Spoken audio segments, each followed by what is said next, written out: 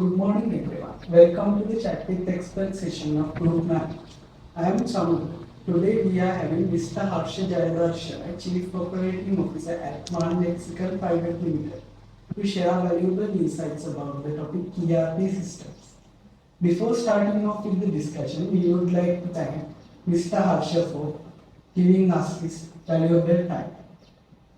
Good morning, everyone. So it's nice to see that the Sri Lankan education system is moving ahead with the changes like this. So this will give the, although you are at the student level, this will give you an understanding of what the organizations are doing when it comes to the ERP and the practical situation. This will definitely will help you when you pass out from the university to start your careers. This will give you the opening of different domains which will help you in your future activities as well. Let's get started. In the modern world, ERP is a major concern. Can we know what is an ERP and how does it benefit an organization? Okay, so ERP we call it as enterprise resource plan, right? So in modern organization, most of the time they are finding it difficult to identify their business processes and streamline those business processes because the competition is very high, and now the most of the organization are moving towards with the data oriented decision making, which will help in the competition. So when you implement the ERP, you can easily have a holistic view of your organization, and you can easily identify the business processes which needs to be re-engineered and streamline your operation, which will help the organization to in the long run. Thank you for your wonderful introduction about the ERP system. So, can you explain the key components and modules of the ERP systems?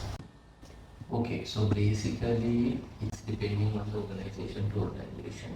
So there are different type of ERPs. So naming few leading ERPs like Oracle Business Suite, JDA plus Oracle Fusion, then like Humatica, SAP, likewise different ERPs are there. But when it comes to the modules, so basically all the ERPs, one of the key module will be the finance module, right, which will be the core, which will make the decision making, the management and the team availability of those data. So addition to that, so depending on the business nature and the business organization, there are different modules to be integrated and come select with the ERP. Naming few manufacturing modules are there. Then the CRM, customer relationship management is there. Then supply chain management is there. Then the HR is there. So it's all about the organization and the business nature and the business requirement. But definitely the finance module will be the key, and most of the organization go with the finance module plus these additional modules. Some go with the HR, some go with separate HR application and integrated to the ERP. So it's depending on the organization as well as the business need of the organization. So selection and customization is a crucial step in ERP system. How should an organization determine ERP system is best fit for their needs? Okay, so it's a good question, right? So when it comes to selecting ERP, the organization needs to do a lot of groundwork, right? Because this investment will be for a longer period. So you need to make sure you have selected right ERP product and make sure to utilize it for more than 5-10 years, which will be helpful for the organization, because in a short term you won't be able to recover the investment as well. So when you are doing a evaluation of a ERP, first you need to identify your key business domain, business processes, and then do a detailed study with the available ERP modules and the ERP partners. So when it comes to the depending on your business needs and the business processes, some ERPs are specialized in areas are there, but more or less most of the ERPs support all these traditional and the standard business processes.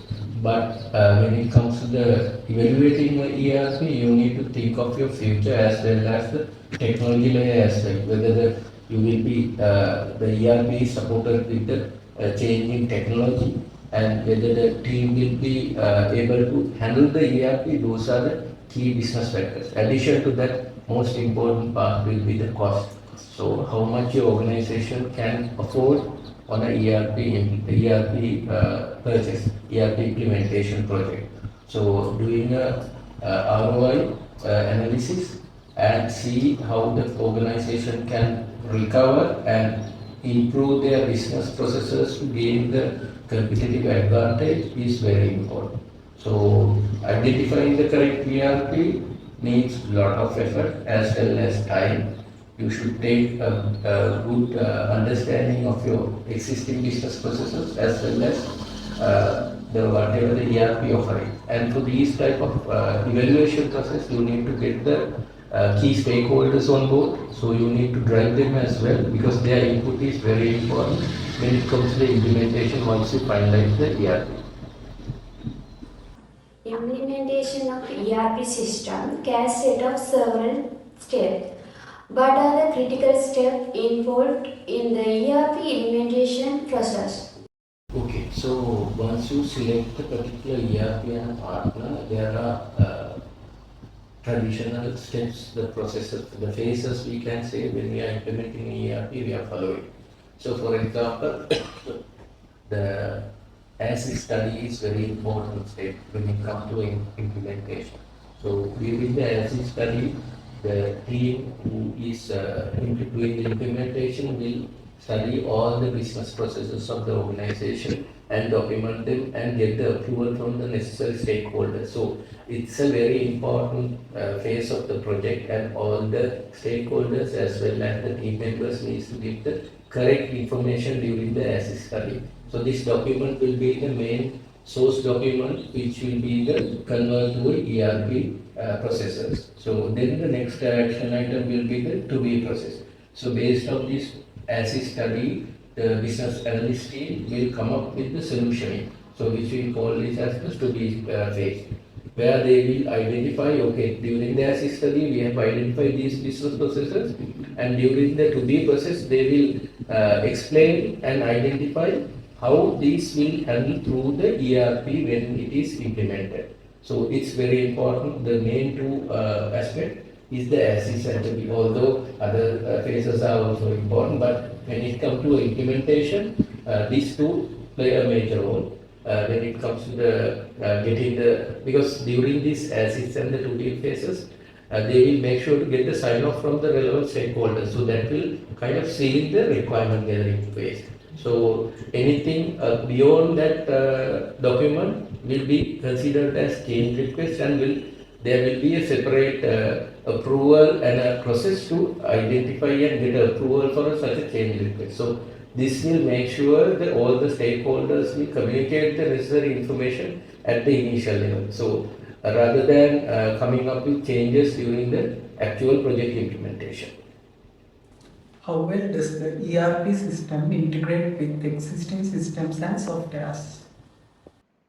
Okay, so most of the ERPs come up with their standard API technologies where it will allow third-party application integration.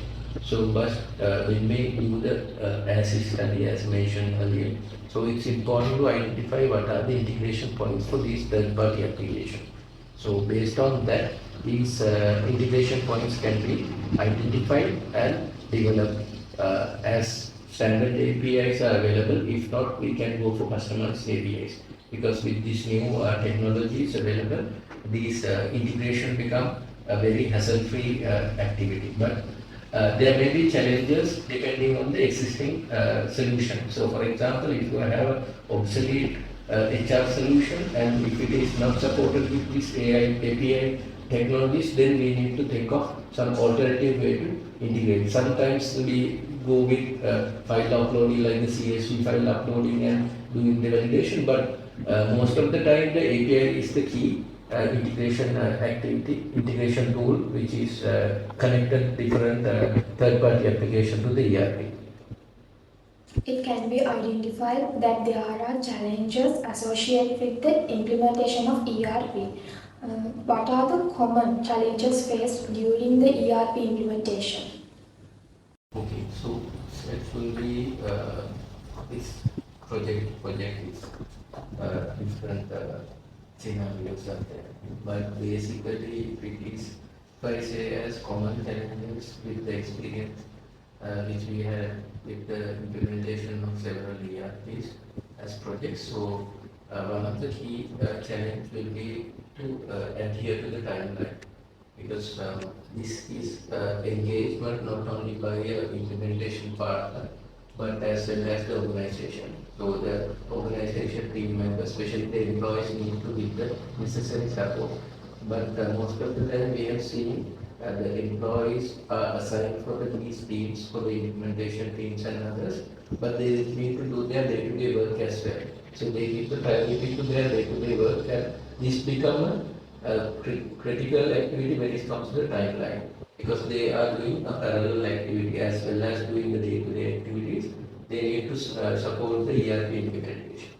The biggest challenge which we have identified is the change management, because when the people are comfortable with their business processes and how they do it for a couple of years, they prefer to use the same methodology, same method to adhere with these activities. So when we try to change that to a ERP system, although the ERP system may give huge advantage when it comes to decision making, management, and the holistic view and others, but for the end user, it's a change for their activity. So sometimes this becomes a big challenge. So it's very important to get the you can say the top level leadership for this implementation. That is the key to a success story, because with the top level leadership only, the employees willing to cooperate and support this change management. So that's one of the key areas, key challenges which we have identified during the implementation.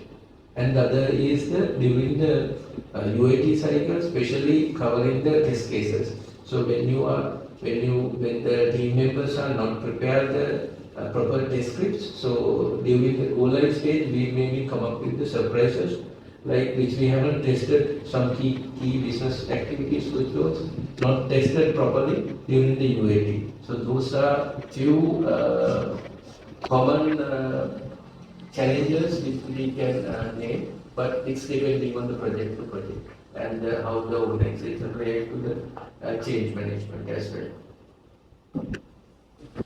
What are the current trend in ERP system and how might they impact the future of ERP?